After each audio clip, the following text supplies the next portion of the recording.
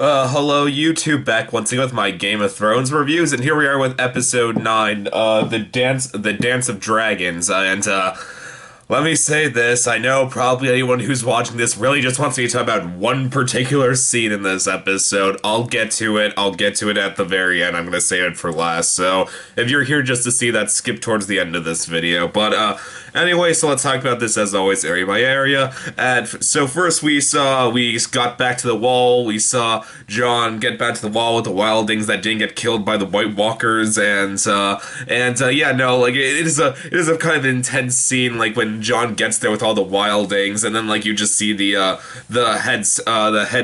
guy Jon appointed head scout, like that guy that never really liked Jon that much, just staring down at him, and then just like I was wondering, like, are they not going to open the gates for him? But no, they do. The wildlings go through, and then like the head scout guys, scout or ranger, I forget what they called them in this. One of the two, one of the two things. But I just love the line when he just says to Jon, like, "You have a good heart, Jon Snow.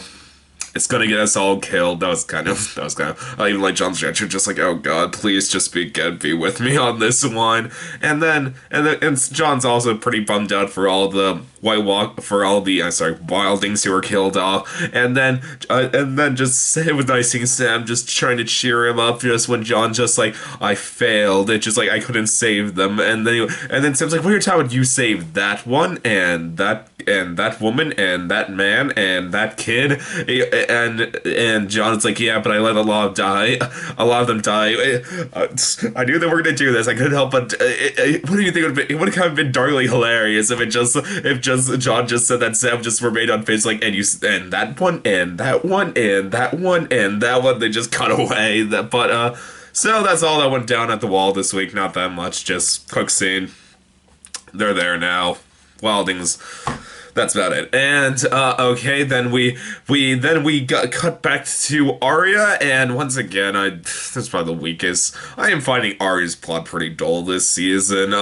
Basically, she goes to assassinate the Thin Man, and when she's at the docks about to try and kill him or assassinate him, she runs into one of the Lannister knights, like one of them that betrayed Ned from the first season, and Arya's just like, Arya just follows him to a whorehouse and now knows he's there, and my guess is Arya's gonna try and go kill him now. That'd be a cool way to end the season. Just Arya finally able to kill someone that really did her wrong, like not just a random knight.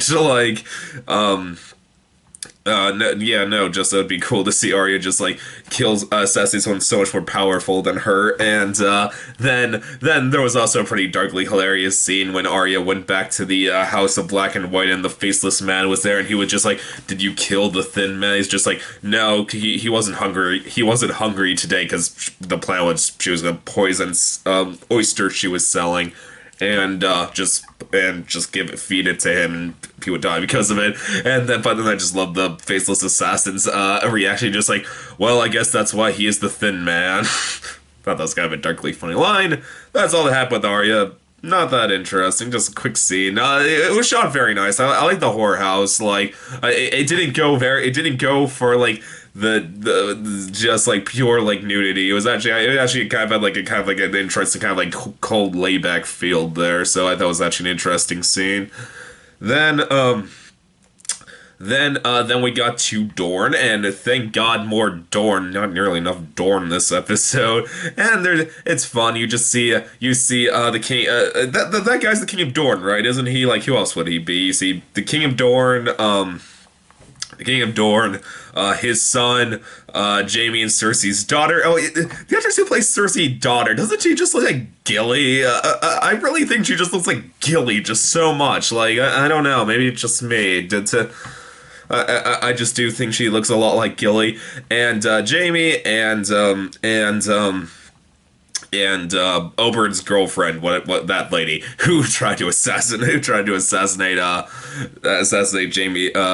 Cersei's daughter last episode. And then I liked, and as always, I really like the King of Dorne, how he is just a better politician than basically almost anyone you've seen yet in this series.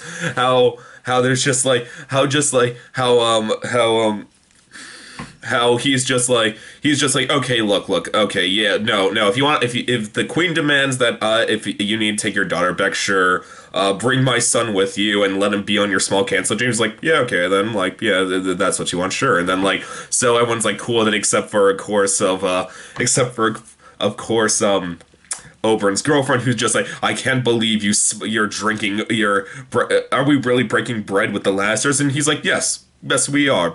And then she just spills the wine down, just like, and she's like, I hate you, and like, or whatever, I despise you, like you're just, oh no, she says like, the reason that the king said is disabled, he's just like, the reason you can't stand is because you don't have a spine. And this was after just the king of Dorne, just like, the king of Dorne basically just said like, yes, no, Tommen's our king. And then I just love the king of Dorne's reaction, just like, you are the mother of four of my nieces, and for their sake, I hope you live. Say that again, and you won't be. Say something like that again, and you won't be. That was a great line from that guy. God, even for a disabled guy, he was such a badass, and just how much power, how much authority he took over was freaking awesome. So yeah, just it's interesting. Then just what then I just love the next scene was so freaking hilarious. Just when Jaime's just like, oh, what about Bronn? I love Bronn. I love his beautiful singing tunes. And then the king's like, well, he struck the prince. Like it's I want this prince to learn how to make choices, so he can make a call. And just like, okay. The prince is like, okay, my father taught me to be a just kid, kind and show mercy. Yeah, no, yeah, you see, this is why Dorne's a much better place than Westeros. Dorne's way better than Westeros. Why would you ever want to be in Westeros over Dorne? And then, like, he's just like, yes, but there's one condition to letting him go, and you're just like, oh my god, what is it? And, like, are they gonna chop off Bronn's hand or something? So then we cut back to the dungeon, you see the Sand Snake doing, like, one of those, like, slapping games kids like to do, just see your reaction speed. So have a fun scene. But unfortunately, there was no Bronn singing. This was a perfect chance to see Bronn sing with that beautiful singing voice of his. Just missed opportunity episode. And yeah, no. And then this led to a great line. Just when the whatever, the guard, whatever you want to call him, just like takes Bronn out of his cell, and then just the Sand Snake that Bronn was sort of flirting with in the last episode is just like, say it one more time, who's the most beautiful and the girl in the world? And Bronn's like, you are. And then she's like, oh, thank you. And then the other Sand Snake in the cell just like, yeah, just like, you're a whore. That was freaking hilarious. Yeah, cracked me up when she said that. And then this led to another darkly hilarious scene when Bronn got to the chambers, and then like, and he just saying, the prince like, I'm sorry I struck you, and then James like, oh, don't worry, we're gonna give you mercy. And then like, but there's one condition. Bronn's like, what is it? And then the knight just punches Bronn in the face. He's just like, oh, that's it. And then Bronn's like, how?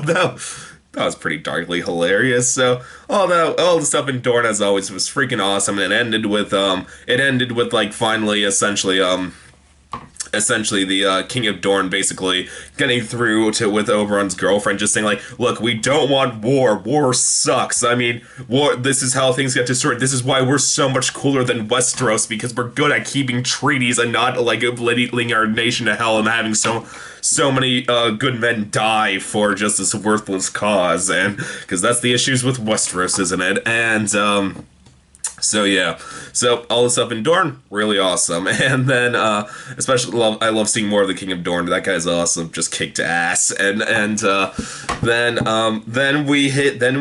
across the other part of the Narrow Sea, we were back with Dany's group.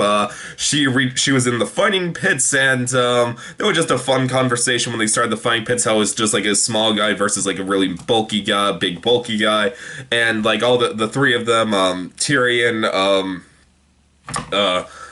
guy Dany is going to marry, and Dany's boyfriend are all just basically just talking about like what's better, like a small man or a big man, and that just a fun, interesting conversation between them. And just had a fun bit of perspective. My favorite line being at one point, just like the guy who Danny's marrying is just like, what has this world, what has really, it's horrible to say, but really what has come, what has anything come out of this world that didn't come from either pain or suffering? And then Tyrion's like, my father would have loved you. That was a really great Tyrion line. And then during another round, Sir Jorah's in the pit, and Sir Jorah just great. Like I said, I think I'm the only Sir Jorah fan out there, and he was in a fun action sequence in the pit, and it was just fun because like it was really interesting because at one point Danny was about to Sir Jorah was about to die. It was about to be killed. He ends up winning the battle, but at one point he's about to be killed. He is able to get out of it, but like he's about to be stabbed, and then Tyrion, like, it was so interesting because even Tyrion looked horrified. Like you can clearly tell he does care about Sir Jorah. Just like, Danny, you can stop this. You don't have to do this. And you could just see Danny just like an inner turmoil. Do I want to? In one hand, he tried to kill me. On the other hand, he was one of the few people who stood by my side through thick and thin. And he actually, as Tyrion said, he probably did keep me alive as a child. And basically the things Tyrion said she was probably contemplating, and she was just like, it was so interesting just her being like this. I just love the line just with Tyrion's like, you can stop this, and then the person who Danny's gonna marry just like, no, you can't stop this. And like, I thought that was interesting. But then Ser Jorah wins his battle in the arena, and then this led to such a great scene. Just like after he wins, just Danny's just staring at him, and they're just staring each other down, and then Ser Jorah just picks up a spear, just throws it right at them, and then they like slightly move, and then they're just like, for a moment, like they're all like, what the hell, Ser Jorah? What the hell was that? And like even I was like, what just happened? But then you saw a son of the Harpy was behind them about to assassinate Danny. God, Danny's guard sucks. They're really bad at their job, I gotta say.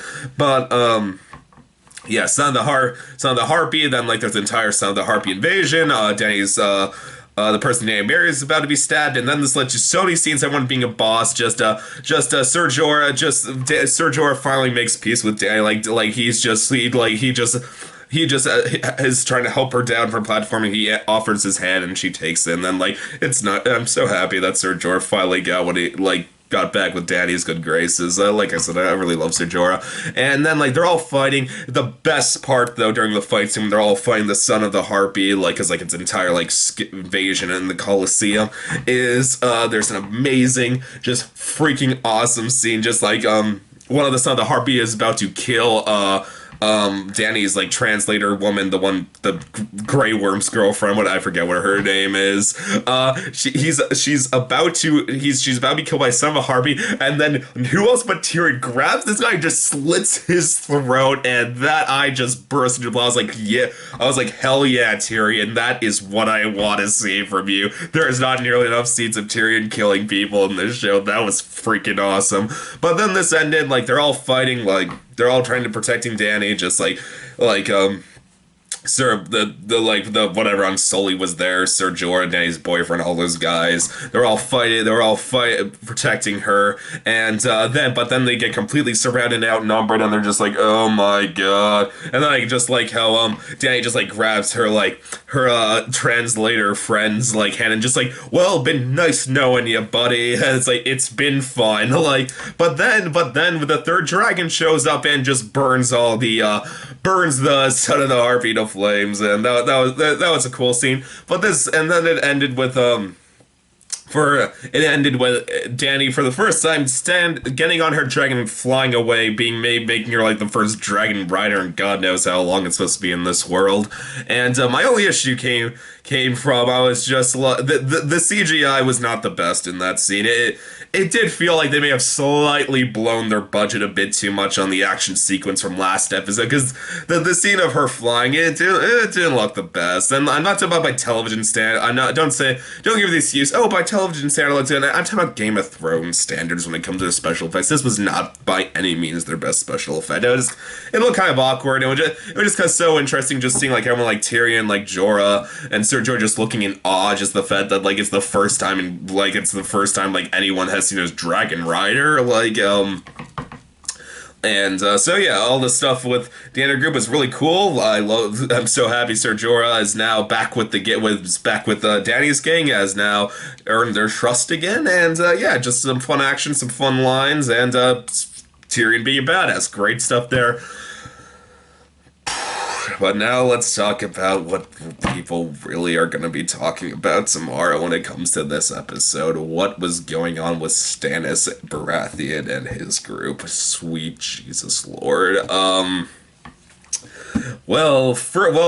Things start off okay. First you just saw like basically 20 men Ramsay wanted to fight Stannis are burned his food source, so now him and his men are really desperate.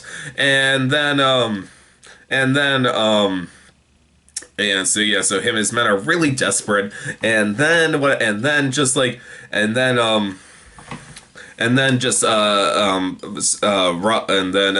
just tells Sir Davos, he's just like, Sir Davos, go to Castle Black and tell Jon Snow, like, I need more food and water, and like if he does this, I'll give him like enough, like I'll like give him like hundreds of more men, like when I become the new king.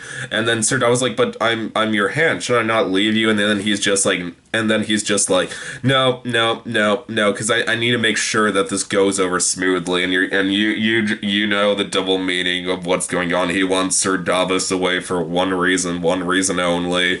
So then Sir Davos goes to part ways with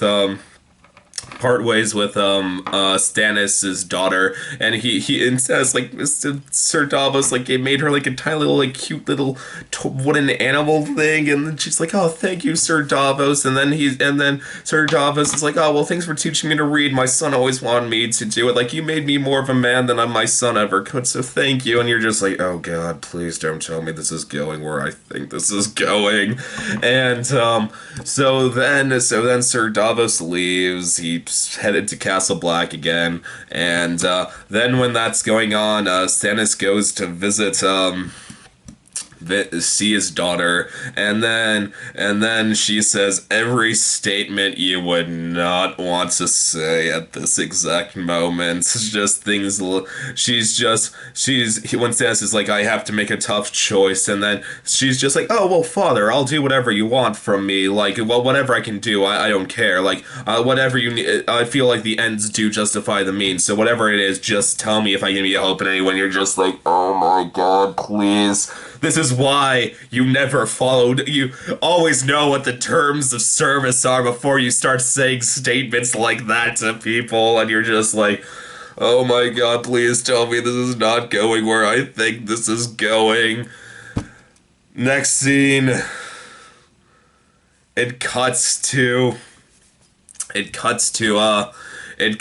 just her walking down with some of her men, and then walking down a path with some of Sir Stannis' men, and then she ends up being taken to a wooden stake. And then she starts screaming for her dad. They tie her up, and Lady Melisandre sets the stake on fire, and you just see Stannis watching as you hear the adorable little girl start screaming as she slowly burns to death. That's the episode. Wow, it's not tasteless. It's not in bad taste. You can understand why the character did this. It's not like this came out of character. I will say this though, Sansa's wife, she starts saying like, no, don't kill her. I'm like, really? This is really out of character for this woman. I mean, like, almost every conversation about her daughter was like, I want to kill her. Let's kill her. I want to kill her so badly. And I'm just like, what the... So I felt kind of out of character that she didn't want to kill her. It's just odd, but the only thing that came off was kind of weird. Besides that, for me, I was surprised this episode did not end on this scene of the person I was watching this episode with. They just suggested like, man, they probably ended well with Dany riding the dragon, because it would probably have been way too much of a downer for most people if they ended on a scene of a man listening to his daughter screaming as she slowly burns to death. not an easy watch. Not easy to see that, or hear that, to be more particular. Really, really dark.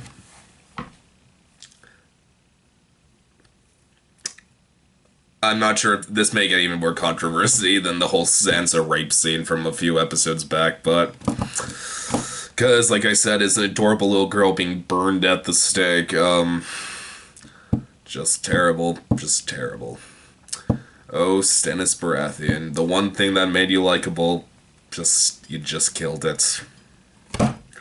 All that's left for you is Sir Davos, and now Sir Davos is not with your group anymore. I wonder how Sir Davos is gonna react when he gets back to your group. Hey, Sir Davos, Jesus. Yeah. So, all I can say, this may have been the best episode of the season. Quite possibly a fantastic episode. But wow, was that dark? Was that a dark scene? Well, one episode left, guys. One episode left this season. 1 week left. So YouTube, as always, please subscribe, and I will see you next time. Okay, bye.